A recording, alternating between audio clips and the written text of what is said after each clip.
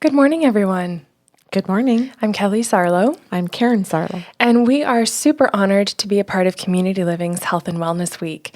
We've done a few videos as we were invited to talk about some of our services. And in this particular video, we are actually going to go over some really healthy tools for active listening and boundaries. The intention of doing this video was actually to not just give them the tools themselves, but to show what our second podcast series actually offers everyone. Right. So that show is called Sips of Sanity. The first show in it, because it's a series of 5, the first one's free at the website by sarlo.com, and then the others are found on our paid platform, patreon.com/by-sarlo. So this is going to kind of be Sips of Sanity on speed. Is that a good way to put it? Yeah. Yeah, because the other ones that we actually do each month, we take one topic and we break it down into 5 different manageable bite-sized pieces. But we're just kind of, going to put it all together so they can get a taste of what that looks like. So, Karen, active listening. Well, we picked that topic for them. For this particular show, we've done it prior in podcasts on Sips of Sanity a few years ago, as a matter of fact. But how we hear people and how we behave in conversations tells us a lot about both people in the relationship. Let's put it that way. And if we have people who are working for the service of community living, and we have family members, and then we have the third party who is perhaps the person that needs the help, the family member that needs that. And say we have the family member speaking on their behalf and the professionals. We really need for them to really listen to each other well and to have open communication, to have good, healthy check-ins, and a bunch of things that we're going to talk about today and strategies to do them. Because without that, if that system falls, or say the system within the family falls apart, say between the 2 parents, say that falls apart, then that's going to make it harder on the workers. Then say the workers, the staff, maybe if the communication falls apart amongst them, then it makes it harder for, again, them and the family and the person that needs the services. So we purposely picked active listening skills so that we can have organizations with tremendous emotional intelligence, good high levels of that, where they're listening and being wonderful listeners and meeting needs. But we want them to know that we know that they have their own needs in this system. Yes. And that their needs have to be met as well. The family member has their needs, and the person who needs care has theirs. So we have 3 people, minimum, that need to be good listeners, and where we need to have all of these skills present. And if everybody in that group, or particularly the other 2, the family that's providing care and community living staff member, if they have good listening skills, then we have cohesiveness. We have a common goal, and we have a process to get there. And when we come off that common goal because we get into a problem of any sort whatsoever, then if we have a healthy process, we know how to get back in without getting defensive, without going into attack mode, without going into people-pleasing mode, without going into avoidance or shutdown or bullying, or I'll just do it myself and being the victim. So what we want to do is we want to dismantle the unhealthy responses and give everybody the tools to stay in healthy response. And for anybody who slips out, say unhealthy temporarily, we don't want to shame them. We want to stay out of shame and guilt. And we want them to be able to step back into the healthy listening skills of their own free will, or with just maybe a gentle, kind reminder that we all know how to do it, and have everybody get back on the same page again.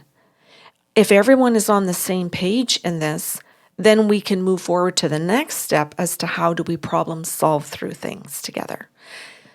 It's like a good little wrap up. Yeah, I think you did great. Okay. Well, it comes from my heart. Oh, It really does come from a heart space. From having worked with people who need care, really connecting to their family members and working hard with groups like community living, whether it's the psychiatrist or the physiotherapist or their chiropractor or the teachers, everybody.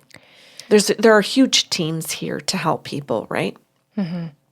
so one of the first things that I want to bring up, the intention behind active listening, is to provide validation.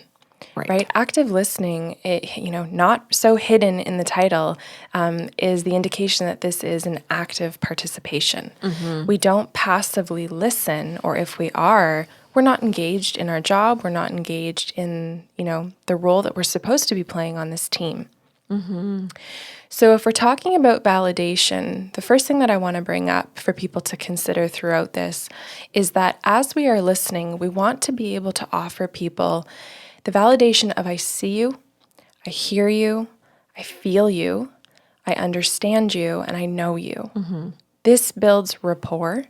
This builds safety. I think of all of the words on the emotional intelligence wheel when you're saying that. I want to pull the wheel out and yell out more words at you. Well, not yell them at you, but Thanks. you know what I mean? Like I want to say, oh my God, yeah, safety. I feel loved. I feel content. I might even just feel open to being able to hear something if I know I'm being heard. And quite often, if someone is feeling that they're not being heard, that's when they shut down and go into argument mode. Or they just want to say what they want in 5 more ways with maybe louder tone of voice.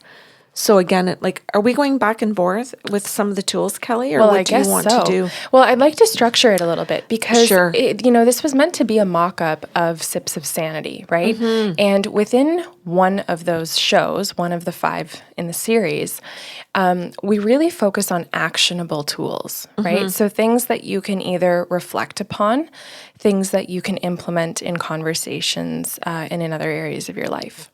So if we're looking at validation, then let's pick one tool from active listening and explain how it validates the other person. So for example, and this, yes, we can go back and forth. If we pick the first one to be do not interrupt, right? Then we're really giving another person the opportunity to understand that we are hearing them, which is what you kind of were just talking about. And, it's not enough to recognize that you're interrupting someone and then bully your way or bulldoze and continue on with your conversation, right? Or your opinion.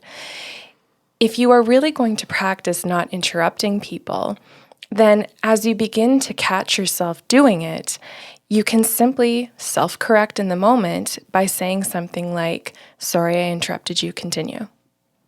Sorry, I interrupted you. I got excited about my view, but go ahead, I'll go next.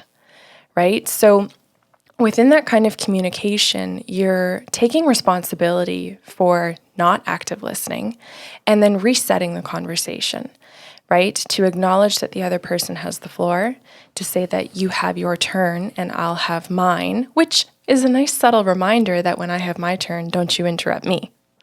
Right? But it's a kind way of doing it. Okay. I'm going to go with eye contact or some kind of contact. Yes. That's healthy. So Can I generalize it and call it squaring up? Sure. Okay. Oh, I understand what you're doing with squaring up. Well, because some people will do this the entire time. Right. And this is not what we're looking for. Oh, that's true because that's a control mechanism. Yeah. Okay. So or just scary. Yes, it can. Yes, it can be scary, and I know it can also be intimidating. I know because people have done it to me where they just stare and they won't blink, and when you go to look away, they go like this, like they kind of go with you. They kind of go with you, so that it's like look at me. But that's why I said it's controlling to do that. When people refuse to blink and engage, It's to control and to manipulate another person, and it's to have a power over. So my next thing that I'd like to speak about, or did I always bring it up? Did you cover eye contact? Oh, that was it. It was eye contact. Jesus, I want to go on to another one. Well, I get so excited doing this. Can I follow this though? Because I did want Yes. to speak to the generalization of squaring up. Yeah. Because some people will keep eye contact, but they're doing something over here and they're, Yes. right? And so to square up with someone means I'm going to not multitask. Right. And I'll say where necessary or where applicable, right? Because sometimes we do have to multitask with certain things. But that can layer in another tool where we can say things like, just a moment, I need to finish this task, and then I'll be fully with you, right? Or, do you mind if I continue completing this? And, I'll be looking over once in a while to let you know I'm still with you in the conversation, but this is important right here, and I need to get it done, right? So you're letting someone know the degree to which you can give your attention, and making sure that that is enough for them to feel like you're still in it. I know that sometimes when you've been speaking to me and I can't give you my attention because of location in the house, because of the way the rooms are or something, that I might have to just say, just one moment, put my stuff down or finish it, walk into the room and stand with you, and as you say, square up, be present for it. So my understanding of squaring up is that it's a physical way that you're letting the person know you're listening, that you're engaged. And that leads to that you actually have an intention to hear the other person. Yeah. And I think, perhaps a good thing to ask people to do right now is just to, in your own mind, think of a time when someone did not square up with you, would not give you eye contact, and think about whether or not you question, should I repeat myself? Should I start over again? Should I send a reminder? I'm not sure if they really heard me. Right. Their behavior can make us second guess the way we communicate. Yes. But if you are asking for, as well as offering eye contact and or squaring up, then there's much more of an understanding that you're both present. Right. Good. Okay, so that kind of segues a little bit right into the intention of listening to the person. Yes. Because some people have no intention of listening to someone else. And I'll say they fake them out by pretending that they're there to listen, or saying, oh, this is what you think, and projecting or telling them what they think, instead of actually checking in with your own intention to be curious. Because if you're actually going to engage in the conversation and truly listen, it means that you have to have some degree of being open. And sometimes we hear some people in our lives so many times say the same thing that we really aren't open. We already know what they're going to say. We already know what they're going, and we're so convinced we know everything that we slide right into our ego and we sit in a place of, I know. That's closed energy to the other person, and they know that.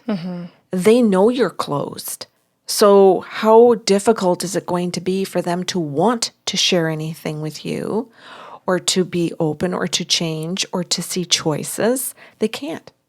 Because you're already presenting the energy of, I already know what you're going to say, so I'm closed. I'm just here to get this over with. So now both people are in the same intention. Can I go? Yes. And let's make this our last one, because it's meant to be bite-sized so that people can get a taste and not get overwhelmed. Right.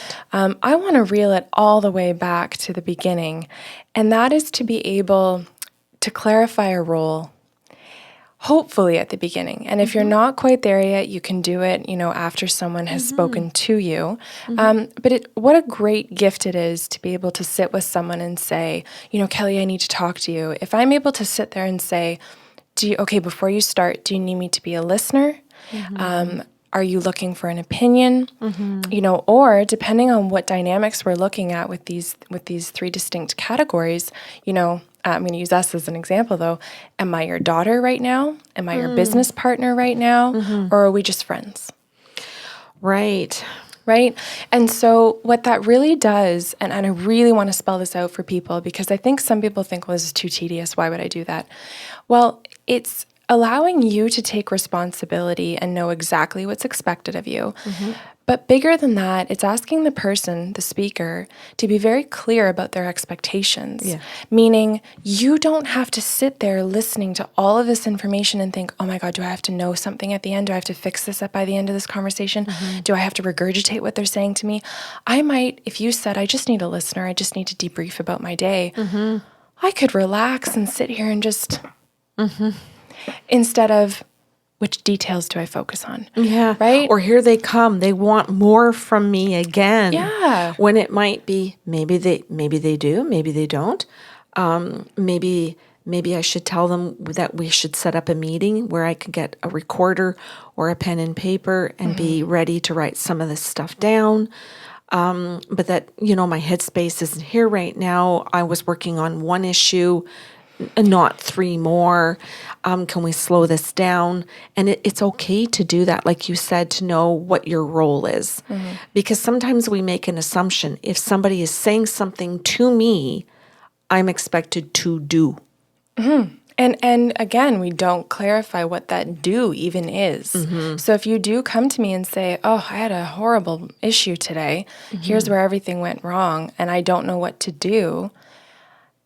If I'm not actively listening and I'm sitting in my own nervousness, my own baggage, my own lack of feeling valuable or esteem, I might think, oh, she wants me to fix. Instead of, okay, I'm hearing she has a problem.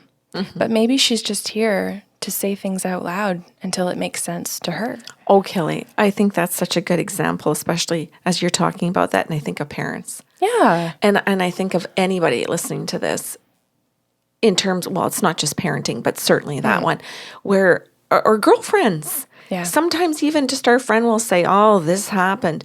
And friends or parents want to step into fix mode, or I have to, and I mean fix in the sense of I have to have the right advice. I have to have the solution to their problem instead of just sitting down and listening. And that's all they wanted from me was to be their listener. That's it. I wasn't supposed to have an answer or any kind of advice. Just listen. Okay. Yeah. Well, that's a mini version, so that's great. Yes, and I would like to say for anyone who hasn't jumped to this conclusion, there are far more tools involved in active listening. And like we said, with the regular series, we break down something like active listening and give 5 separate tools, or sometimes 10, 2 in an episode, often 10. And we'll break it down into episodes where you walk away with little pieces of activities or homework, depending on how you want to look at it. That's, your choice whether or not you want to do anything with it. But what it's doing is building your emotional intelligence, which allows you to live a more connected, more fun, healthier life. And I'll go to the other side of that. Less stress, less anger, less things on your to-do list. Yeah, that's a good way to put it. Less of feeling shame, less feeling guilt. Good. Right? Yes. Yeah. So let's talk about where they can find that if they're looking for more. Now, I'll offer this because we did do another video, and I don't know what order they'll be watching these videos in, but we did one on our services. And so if you are looking for tools for emotional intelligence, that can be done in a personal session. If you're looking for one-on-one where your guides can channel that. If you are on the move and busy and like to do your work on your own, the podcast is where you can do or take in a lot of that information, make your notes, and kind of create your own little course if that's something that you want to do. And I also offer life coaching. Yeah, and as you said too, Kelly, with the Sips of Sanity on Patreon, .com/by Sarlo, we do have the Sips of Sanity shows for them to get way more of the tools, including things like the trackers that go with it, the reflective questions that help them. Yeah, I want to say habit tracker because I know you know what you're talking about, but for people who are like, what, why, track what? So for example, if we're doing active Right. listening for the series, Yes. then as you're given the tools, we create a little, almost like a checklist Yes. habit tracker where you can put things down like, I observed interruptions today. Right. Right? I caught myself and corrected myself interrupting today. Right. And they're not something to just put on a to-do list. They're things to be aware of. And they're not things to be done perfectly. They're things to keep in mind as you're making small changes in your life for, like you said, less stress, more fun, however you want to look at that. Yeah, and then with that habit tracker, the reflective questions pertain to the same show. So that they can make it personal. I interrupted you. I got so excited. My apologies. That's okay. It's all good. Okay. And actually, they're seeing that it can be done humbly and it can be done with humor as well. Yes. So long as you're checking in with one another. That's right. And it's done with kindness. Yes. As opposed to a desire to have a control over. Yes. Good point. Right? Yes. Yeah. Okay. So if anyone has questions or comments about the video, you can email us at info@bysarlo.com. We're happy to hook you up with more resources if that's something that you desire.